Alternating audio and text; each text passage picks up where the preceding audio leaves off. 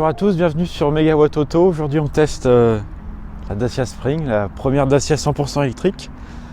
Donc c'est low cost, hein. On est sur quelque chose d'assez rustique. Donc l'avant est plutôt sympa. On a une version assez haut de gamme quand même, hein. Dommage qu'on n'ait pas une couleur un peu plus sympa plutôt que du blanc. Les pneus c'est du 14 pouces, donc à changer c'est pas très cher. Donc on a des petits rappels de plastique, 100% électrique, des petites fausses barres de toit évidemment. L'arrière, bah voilà. Pour ouvrir le coffre c'est ici. Alors le coffre est assez grand par contre. Pour la gamme c'est pas mal. Pas mal. Pour le coffre c'est pas mal. Mais je suis désolé par contre. Par contre voilà. Ah, ça, Ah mince. ça c'est moche. Voilà. La Caméra de recul bien quand même. intégrée. Caméra de recul c'est pas mal. Ça va. Alors bon, il y a beaucoup de plastique comme souvent chez Dacia. Il y a encore du plastique et puis voilà. Et le détail, on pourrait croire que c'est des jantes, mais non, c'est bien des enjoliveurs qui sont quand même plutôt bien intégrés. De loin, on pourrait croire à des jantes. Ah, Voilà. il y a une petite, Et ouais, c'est du. ça très sympa, c'est joli. Ouais, ça Ça va. reste un sticker. Voilà. Le profil est sympa. Ouais. Moi, j'aime bien l'avant plutôt. Parce que là, on retrouve beaucoup la Sandero. Donc, elle a qu'un seul essuie-glace. Ah oui. Et je vais montrer la prise. Alors, donc pour ouvrir, ça se passe ici. Bon, bah j'ai ouvert le capot aussi. Donc, voilà, Trop beau CCS. sympa. Voilà. C'est ce qu'il faut maintenant. Ça c'est bien. Est-ce qu'il y a quelque chose sous le capot? Oula, oui, le moteur est tout petit, hein. On a 45 chevaux. Moteur électrique. Donc pour une autonomie annoncée de 200 km. Bon, ce sera Qui en vrai est pas mal. qui est pas mal, mais bon, je pense qu'on va plus se taper sur les 100, 160, 170. Et puis on va passer à l'intérieur.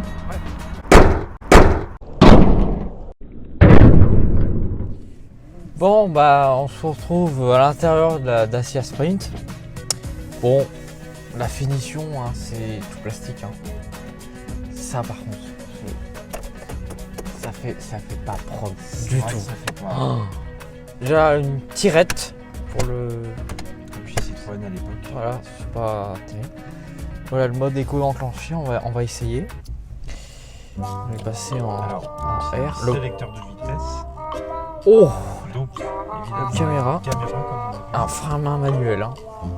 Donc on va voir. J'appuie, il ne se passera rien. Mais si que j'ai. Là, c'est. Attends. Voilà. Il faut que ça se mette OK. Bah il y a marqué OK Là, là. c'est bon, là, t'es démarré. On passe en R. C'est les aléas du direct, hein, comme on dit. Ah voilà. Je disais aussi. Le volant est tout petit, ça, c'est plutôt pas Ah, la mal. direction est surinsistée. Hein. Le frein régénératif, il n'y en a quasiment pas. Là, j'ai lâché.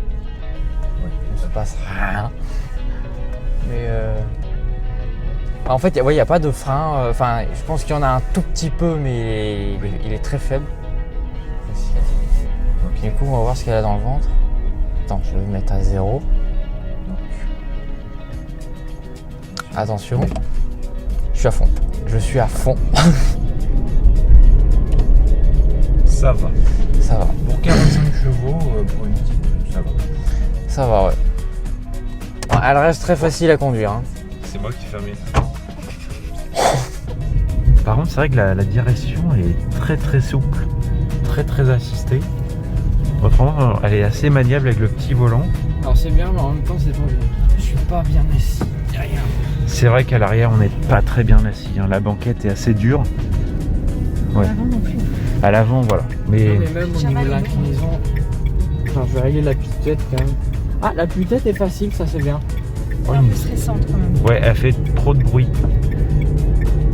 Là, on a l'impression qu'on va, Elle part un peu. qu'on va faire un tonneau là. Ouais. Je pense qu'elle est ultra légère en fait. Elle est très très légère. La Et température puis, est relative. Bon, elle est ultra bruyante. Je trouve. Mais voilà, si on fait que de la ville, je pense que ça peut le C'est faire. vraiment que de la vie. Ouais. Et je suis pas sûre non plus parce que tu vois ce qu'on attend d'une voiture électrique, c'est qu'elle soit silencieuse. Et elle est pas Surtout en silencieuse. ville. Ouais. Et là, non.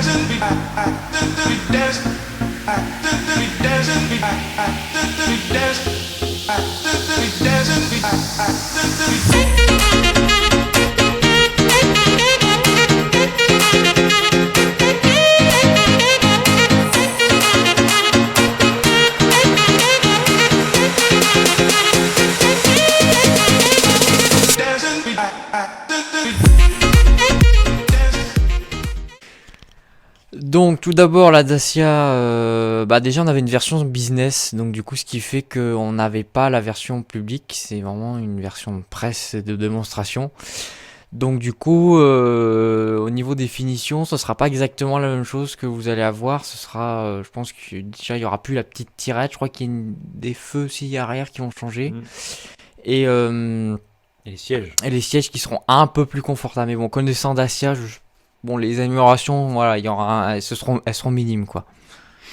Alors, pour répondre à la question, si c'est une bonne ou une mauvaise idée d'acheter la Dacia, c'est une bonne idée si vous cherchez une voiture électrique pour la ville, pas chère, avec pas mal d'autonomie, et si les finitions, ça vous importe peu.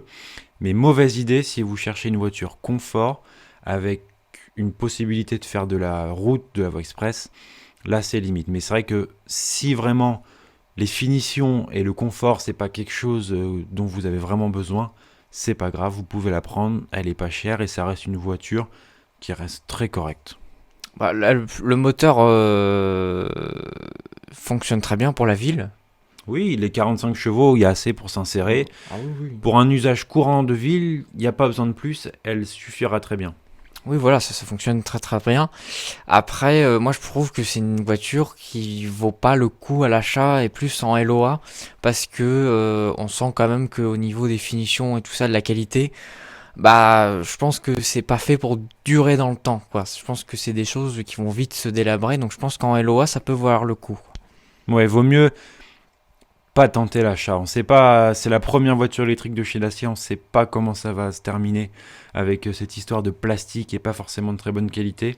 Donc vaut mieux prendre en LOA, au moins si vous avez un problème et tout ça, Dacia vous la reprend, donc vous n'avez pas forcément de risque. C'est mieux. Voilà, puis ça vous permet de changer de voiture aussi. Voilà, Même si elle vaut pas cher, je pense que LOA ça vaut le coup sur ce genre de Largement. véhicule. Mm. Donc bah voilà, donc la vidéo est terminée, j'espère que ça vous a plu. N'hésitez pas à vous abonner et puis à cliquer sur la cloche de notification et tout ça. Et puis on se retrouve. Likez, commentez aussi. Ah bien sûr. Et on se retrouve très vite pour une prochaine vidéo.